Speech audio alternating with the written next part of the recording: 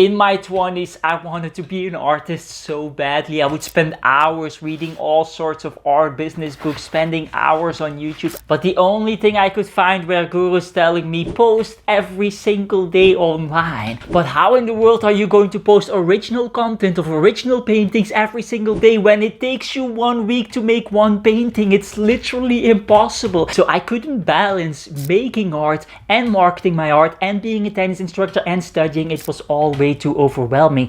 Months would go by sometimes without making a single painting. And what happens when months go by without making a single painting? You will feel like an imposter, because what artist doesn't even make art? A loser artist. I felt terrible. Now, luckily, there is a system that I've been teaching hundreds of artists all over the world that will enable you to make art and money in the most efficient way possible. The first step into creating an art business is learning. Learning is the thing that will set you free. You already know this. I knew this. That's why I was doing all of the research. I didn't know how to sell art. I didn't know anything about the art market, and I wanted to fill those holes of information with knowledge so that I wouldn't be afraid of making the wrong move. I wouldn't be afraid or paralyzed because I didn't know what to do. Now, this is the first trap that I fell into. Does this actually work? Does increasing the amount of knowledge you have decrease the amount of fear that you have, decrease the amount of things that you don't know? Well, not really.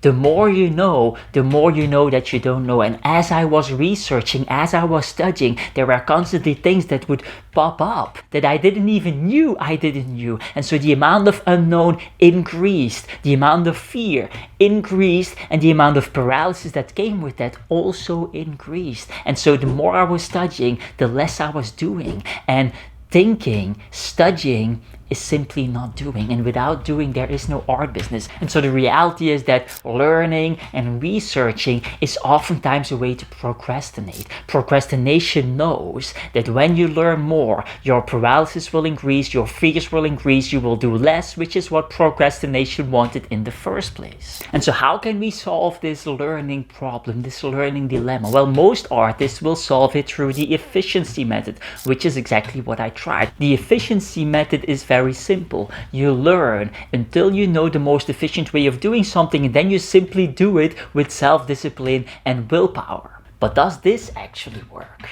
Can you in fact figure out the most efficient way of doing things? So here's what would happen for me. I would be learning, and then I would stumble upon a way to do something, an efficient way of doing something. And then I would ask myself if that is in fact the most efficient way, because I was too afraid to waste my time on a particular method that was just not efficient enough, that was not the right way. I was afraid that the art establishment would look at my ways and then laugh with them.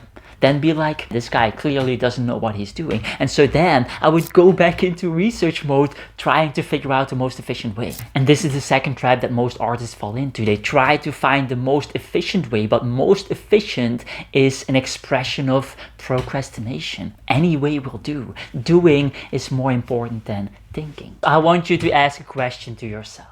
How many masterpieces are gathering dust in the corner of your studio because you are too afraid to make the wrong move? Are you holding on to efficiency and learning and research so tightly that you're choking out the possibility of becoming a full-time artist? And when I say masterpieces in the corner of your room, I in fact mean masterpieces. I've seen some of the artworks that you guys make. I can't speak for everyone, but some of you are making insane stuff. It's absolutely amazing. And you're not even posting it online. You're not even trying to put it online for sale somewhere. It's insane. Stop letting perfectionism rob you from your dreams. And so how can you solve this problem? Well, the solution lies in the 90-10 rule. The 90-10 rule is a very simple rule that will enable you to never face these problems. 10% learning, 90% doing. That's it. That's the 90-10 rule. Make sure that your week your month, your year is divided in 10% learning and 90% doing. Now, once you have the 10% going, we also have to think about the 90% because this is the most important thing. This is where everything will happen. This is where your art career stands or falls. Now, what I see a lot of artists doing during that 90% time, and what I saw myself doing, is spending a lot of time painting, which makes sense. Painting takes a lot of time. It's extremely hard. You have to be really good and you have to train in order to become really good. And so you're gonna spend a lot of time painting. Sometimes I see artists spend 10 years, 15 years just painting, and then they have hundreds of artworks in their studio ready for something they've never tried because they've never tried to sell it. They've never went online and post about their art, and then after 10, 15 years they regret that. They think that it's too late to start working on the business side of things and they regret not doing that earlier. And so doing things during that 90% time is also extremely hard. A lot of artists, including myself, don't find a good balance between making art and doing the business side of things, selling art, marketing their art, doing the taxes, whatever it is they need to do. And so how can we solve this problem? Well, we have to split up this 90% time into two portions. 30% time making art and 70% time on your business, marketing, taxes, selling, all of those things. And so as you can see and probably already know, consistency is pretty hard and pretty important. And so let's talk a little bit more about this. And the first question we have to ask ourselves is, do we actually need to be consistent? Now, this seems like a very easy question, but it's actually a very foundational question and pretty hard and pretty substantial to answer. At first sight, it looks like it's a clear yes. Of course you need to be consistent. You've heard about the 10,000 hour rule before that states that you need 10,000 hours to perfect your craft, to become somewhat of an expert in any given field. And how are you going to achieve these 10,000 hours? Well, through consistency. But let's think a little bit more about this. Let's take the following example. You say to yourself that you need to make 2 paintings and 5 sketches every single week in order to be consistent. 2 paintings and 5 sketches, that's designed to torture yourself. It has nothing to do with consistency. Consistency doesn't work like this. You made it up. You told yourself 2 paintings and 5 sketches, but this is a made up number. There are a lot of artists in the art world who only make 8 paintings a year, sell them for millions, are extremely rich, extremely successful, extremely happy, and everything that you want to be. And then there are also artists who make 100 paintings or 200 paintings. Picasso made like 60,000 artworks or something like that. I don't know the exact number, but you get the idea. It all depends on your strategy, your personality, your type of workflow. And so in many cases, consistency can be a trap that artists fall into and that they use to torture themselves. And so how can you solve this problem? Well, you have to understand how to set goals for yourself and not use those outcome-based goals. For example, 2 paintings a week, or I need to make 100 social media posts a month, or 100 every 6 months. All of those types of goals are just designed to torture yourself. What you need is process-based goals, where you say to yourself, well, this week I will spend 4 hours making art. This week I will spend 4 hours doing social media or building a community or whatever it is that you want to do. And so let's say you solve this problem. You have process-based goals. You understand your own type of consistency and how you sometimes use this to torture yourself and all of that stuff. Then we still didn't actually solve the initial problem and answer the initial question, which is, how are you going to actually do the things? Because doing things is very hard. We've all tried to eat healthy. We've all tried to do workouts several times a week and become jacked or whatever it is that you try to do. And then after a couple of months, we didn't actually do the work. And so how can we make sure that with the right goals, we do the work consistently every single week? There's a solution for this. Well, the process that I like to use is called, it's not actually called that process, I just made that up, but I call it the 3-level habit formula. And it's very simple. Instead of having one thing, one habit that you need to develop, for example, let's say you want to draw on a weekly basis and you say to yourself, well, I need to draw 2 hours a day. That is not the process that I would recommend. What I would recommend is have 3 levels of habits. One level, the first level, that is extremely easy, something that you can always do no matter what.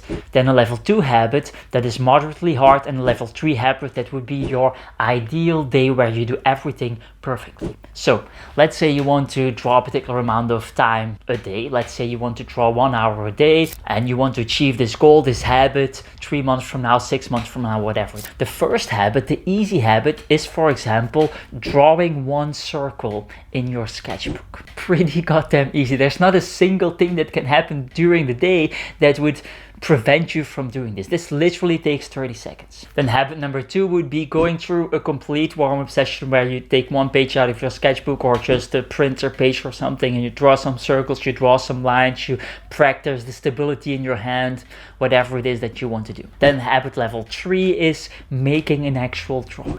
Working on your drawing for 1 hour entirely, the perfect habit, the thing that you want to establish. Now you already see how this 3-level habit formula actually solves the problem. Most people have only level 3 habits. They only have all or nothing scenarios where they either do something that's really hard, a complete workout session, a complete painting, a complete drawing, a complete whatever, and that inevitably results in them not doing anything for a couple of days straight, and then they go to level 3 habits again, and then level 0 habits, and level 3 and level 0, and you get it.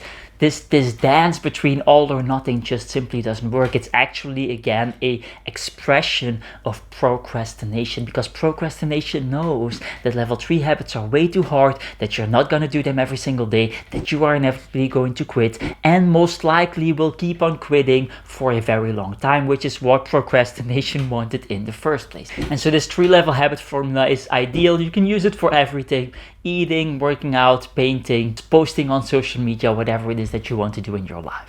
Now, once you have the perfect way to learn, the perfect way to build consistency, habits, the best types of goals, process-based goals, everything that you want, we need to go towards the most important part, which is building a community of art collectors, art enthusiasts, fellow artists that can cheer you on, that can buy your work, and that can make this art career a reality, so that you can make your dreams come true, doing the thing you love every single day for the rest of your life. And I'm also going to have to make a confession about something that I did on this channel, something I regret deeply, and we'll have to talk about it. Now, when it comes to building a community, the first thing that you hear everybody talking about is social media as the utmost best opportunity the art world has ever seen, the first equalizer of the art world, the democratizer that gives every artist equal chances and all of that stuff. And I've said those things on my channel myself because there's something true about that. But,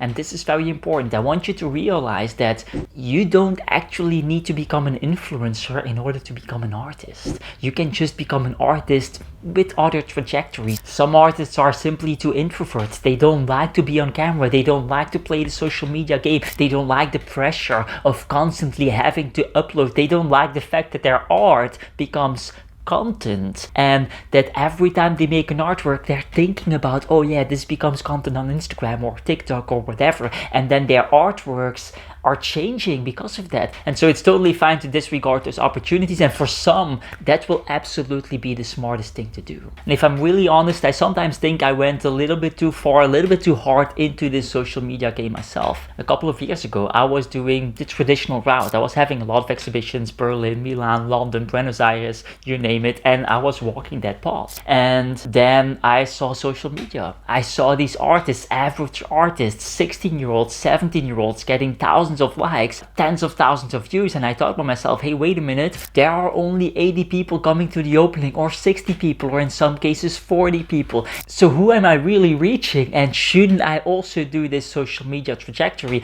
And then I started doing that. A year later or 2 years later, COVID happened, and there were no exhibitions anymore, so I started putting more time on that. And the reality is that I kind of, to some extent, traded my soul or my values for vanity metrics, likes and views and things that don't even matter. Here's what happens. At some point I made a video. This is a 2-year-old video with a title, How to Sell Art Online, the basics, something like that. I put a lot of time in this video, days, whatever, writing scripts, editing, the whole thing, and it got 300 views, 400 views, whatever. And the click-through rate was very low. And so I changed the thumbnail from whatever the thumbnail was. I don't remember what the thumbnail was. I changed it to $10,000 a month, something like that, you know, suggesting that you could make that if you watch this video and the whole thing. And the video went from a couple of hundred views to 80,000 views instantly just by changing the thumbnail. And so I was mind blown. It was the same video. I mean, just changing the thumbnail resulted in a difference of 100x, 200x in views. I mean, that's insane. And also the money that comes with that. And so I realized that I needed better thumbnails, better titles, that my click-through rate needed to be way higher. And so I went on a journey to improve the titles. And looking back at some of my titles, looking back at some of my videos, these are not in line with the initial values that I had when I started YouTube. When I started YouTube, I thought I will never ever in a million years do clickbait or anything that is even remotely clickbait on my channel. If I look back at some of the videos now, some of it is definitely borderline clickbait. Some of it is definitely a little bit too far. And so did I sacrifice some of my values in function of something that doesn't even matter? Probably to some extent. Do I regret that? Probably to some extent. Most definitely a lot, actually. So this is what social media will do to you if you're not prepared, and it's very hard to be prepared of that. If you're not prepared, you will be making those mistakes. And so anyway, this is a very long rant just to ask one question: how can we solve this problem? How can we make sure that we don't make those mistakes that I made? How can we make sure that we never trade our values, our personality, or whatever it is for vanity metrics while generating success for ourselves, while developing that art career? And the solution is the 1,000 fans theory. The theory of 1,000 true fans is absolutely amazing and simply states that you only need 1,000 true fans to make all your dreams come true. You don't need 10,000, you don't need 100,000 views or 1,000,000 views or 10 million views. You just need 1,000 people that are there for you, that support you emotionally and financially. And so let's do the math to see how that actually works. So let's say you have 1,000 people that would pay you, let's say, an average of $9 a month. That's multiplied by 9, multiplied by 12, because there are 12 months in a year. That would be $108,000 that you would be getting on a yearly basis. That's a real thing. That's a real income as an artist. A lot of artists, the far majority of artists, don't even come close to that. Suddenly, everything becomes realistic because 1,000 people feels real. 1,000 people feels doable. 1 million doesn't, but 1,000 feels real. And not just through social media, but through all venues. If you would go and do exhibitions, several exhibitions in one particular city or one particular country, if it's a small country that a lot of people can come, and you build those communities out, you build those relationships with those people. When I went to London and showed my art on the other art fair, there were hundreds of people that talked to me. There were hundreds of business cards that I gave to people. If I would have had relationship building skills at that moment, I would have been able to build those relationships out that could possibly result in 50 true fans or 100 true fans just through one art fair. You only need a couple and you're at 1,000 true fans. And this is very realistic, and this solves the problem that a lot of artists have of being completely overwhelmed, in that they need to become famous in order to become an artist, in that they need 1 million views or 10 million views or whatever they think they need. This is simply not real. The moment you make this mindset shift and realize you only need 1,000, you don't have to go for silly, sneaky, clickbait type of strategy in order to kind of get to vanity metric results or something. You can just be yourself, be true to who you are, and slowly build that community out. And then a follow-up question that comes to mind is, how can we make sure that there are also wealthy, admirable, famous, or powerful art collectors part of those 1,000 true fans? And there are a lot of ways of doing that. On one of my videos, how to find art collectors on Instagram, I explained the strategy, and one of my regular viewers, Wes, kind of gave us a variation on this strategy in the comment section. And so here's what he would do. At some point, he dissed a famous comedian slash actor, and this comedian responded to him and told him that his art was dope. And so this comedian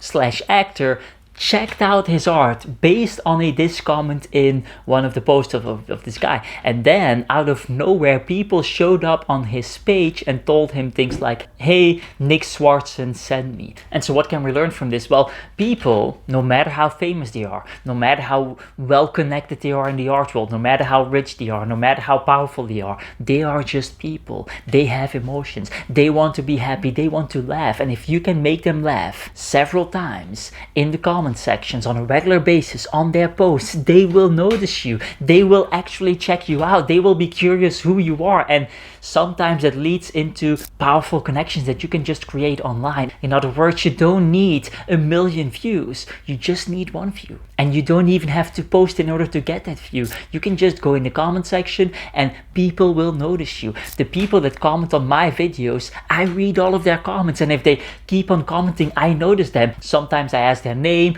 and we chat further in the DM sections, and I'm aware of them because I'm also just a human being. And so ironically, you don't actually need to post online in order to build 1,000 true fans, in order to build a community. Once you've built out a community of 100, 200, 300 true fans, and you're ready to start selling, to make money, to actually build that art business out, there's one more trap that you have to be aware of, a trap that cost me over $10,000 because I fell into it extremely big. Let's talk about it. In the beginning, I kind of built up an area of work that was ready to be sold, and I was very much afraid. And the reason I was afraid of this is because there are a lot of stories in the art world where artists get scammed. Perhaps the gallery didn't pay them for works that the gallery sold because the gallery had money issues, or some competition that is actually a scam competition where artists have to pay entry fees and don't really get anything in return, and then you fell in that trap. Or you might be afraid that the collector will buy a work and then pretend that the work is damaged so that they can recover the costs and then get their money back, or stuff like that. Paintings that gets lost in shipping the painting. There are all sorts of things that could go wrong, and because there are things that could go wrong,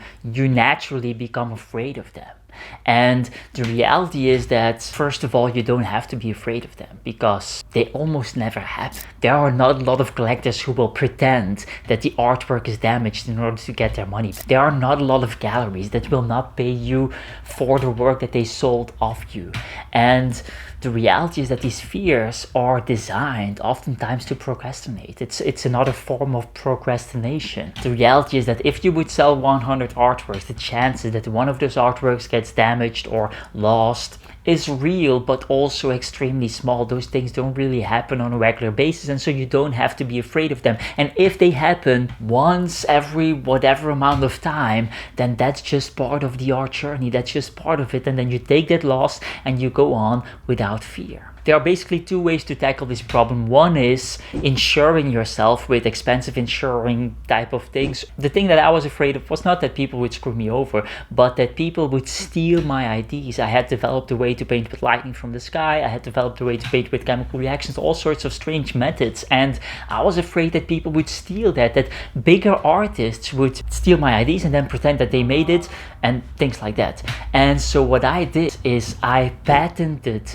the methods that I used to paint. Now, if you don't know anything about patenting, it's extremely expensive. Initially, it will cost you thousands of euros for people to scan your submission, your application for that patent and all of that stuff. And then once you have it, if you have it, if you don't have it, you pay those thousands of euros for nothing. But if you have it, you have to pay on a yearly basis to sustain your patent. And every single year it becomes more and more and more expensive. I spent over 10,000 euros on a patent so that people couldn't steal my ideas. Why did I do that? Because I was afraid. Not because people steal ideas all of the time. People have more than enough ideas themselves. They have way too many ideas and way too little time to execute on them. And most of the times these are people that can't even execute on their own ideas. And so this fear was unreal. It was not something that I should have had. Especially considering that at that time there was no proof of work on my art yet. Nobody was buying those paintings, and so it was not a lucrative idea that you should protect in the first place. This was 100% me being afraid and losing money, wasting money on those fears. And so that is one trajectory. You could indeed take up insurance for your art, you could indeed take up those types of measurements, but in the beginning, as a starting artist, those are a waste of money. If you're all the way on the top, sure, you can start doing those things. But in the beginning, you should avoid those things. The alternative direction is to just understand that these are fears that are not just, that you shouldn't have them, and that if something goes wrong, that it is part of the artist's journey, and that that's okay. It's okay if one of your 100 paintings gets lost, or one of your 100 collectors is just not a friendly person and is trying to screw you over. Then don't sell again to them, you know, like that's that's it. And so the advice is simple. Don't let fear rob you from your dreams. I have another video called How to Start an Art Business Fast in 3 easy steps. Link is in the description and in the end screen. That said, get the hell out of here.